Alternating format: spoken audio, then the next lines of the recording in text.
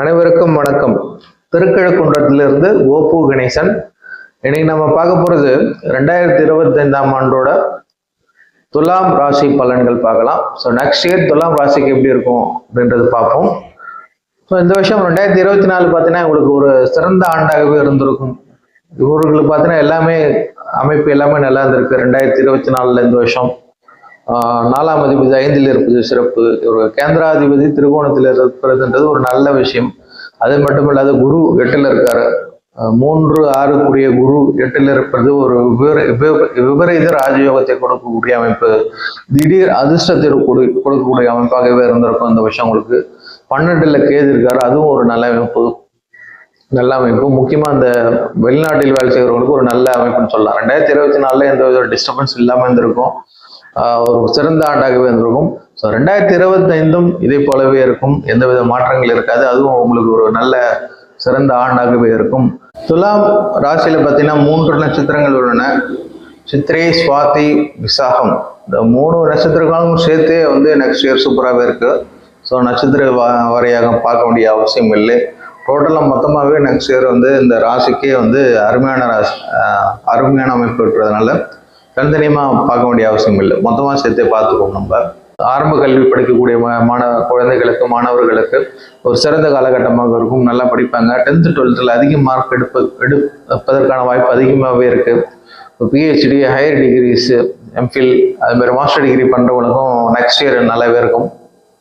பெரிய தடைகள் இருக்காது. நெக்ஸ்ட் இயர் மே வரைக்குமே நல்லா இருக்குன்னு சொல்லலாம். அப்புறம் தொழில் சார்ந்த விஷயங்கள் நெக்ஸ்ட் இயர் எப்படி இருக்கும் பார்த்தீங்கன்னா, 6ல் சனி பயிற்சியாக வருகிறார். ஸோ அவர் தாமதப்படுத்துவார் எந்த விஷயத்தையும் அப்படின்னு சொல்லலாம். எதையும் தடங்கள் எதுவும் ஏற்படாது. ஒரு சில தாமதம் மட்டும் ஏற்படும். ஒரு 2 மாதத்துக்குள்ள ஒரு வேலையை செய்யணும்னு முடிஞ்சுக்கணும்னு நினச்சிருந்தீங்க அப்படின்னா அது ஒரு 2 மாதம் ஆகாது, ஒரு 3-4 மாதம் எக்ஸ்ட்ரா ஆகும். அதுக்கேற்ற மாதிரி பிளான் பண்ணீங்க. ஏன்னா 6ல் ஒரு தாமதம் ஏற்படும். 6ஆம் இடம்ன்றது தொழில் சார்ந்த விஷயங்கள். அதில் சனி அடுத்த மாதம் மார்ச்சுக்கு பிறகு ஏப்ரல் வருகிறான்றதுனால தொழில் சார்ந்த விஷயங்களில் இந்த தடைகளை விட தாமதம் ஏற்படும் சொல்லலாம். ஸோ புதிய இன்வெஸ்ட்மெண்ட் பண்ணுறீங்கன்னா தாராளமாக பண்ணலாம். கம்பெனி விருத்தி பண்ணலாம், ஆஃபீஸ் இம்ப்ரூவ் பண்ணலாம். முதலீடுகளை அதிகப்படுத்த உண்டான காலகட்டமாக இருக்கும்.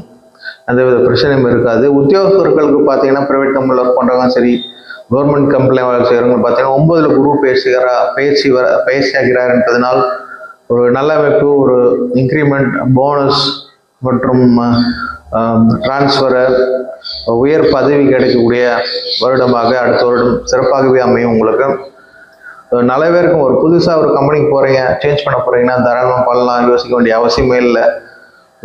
பெரிய முன்னேற்றத்துக்கு கொடுக்கக்கூடிய வருடமாக இந்த வருடம் அமையும்.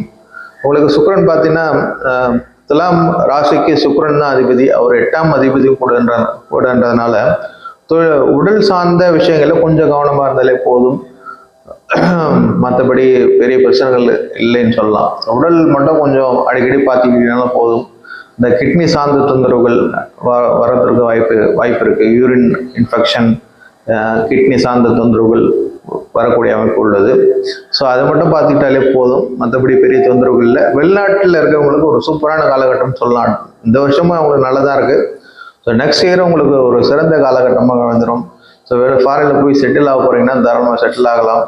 அதற்கான ஃபாரினில் போக போகிறீங்கன்னா முயற்சி எடுத்து தாராளமாக நெக்ஸ்ட் இயர் போகலாம். அங்கேயே போய் செட்டில் ஆகிறதுக்கு நிறைய வாய்ப்பு இருக்குது. ஒரு பெரிய நல்ல அமைப்பு, வெளிநாட்டுக்கு ஃபாரின் போகிறதுக்கு உண்டான அமைப்பு நல்லாவே இருக்குன்னு சொல்லலாம். நெக்ஸ்ட் இயர்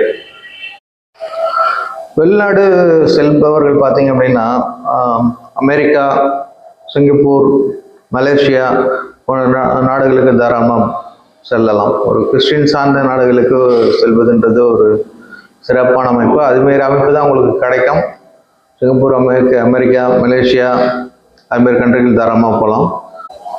ஸோ மொத்தத்தில் இந்த துலாம் ராசியை பார்க்கும் பொழுது நெக்ஸ்ட் இயர் ஒரு பொன்னான ஆண்டாக, ஒரு சிறந்த ஆண்டாகவே அமைஞ்சிடும் சொல்லலாம்.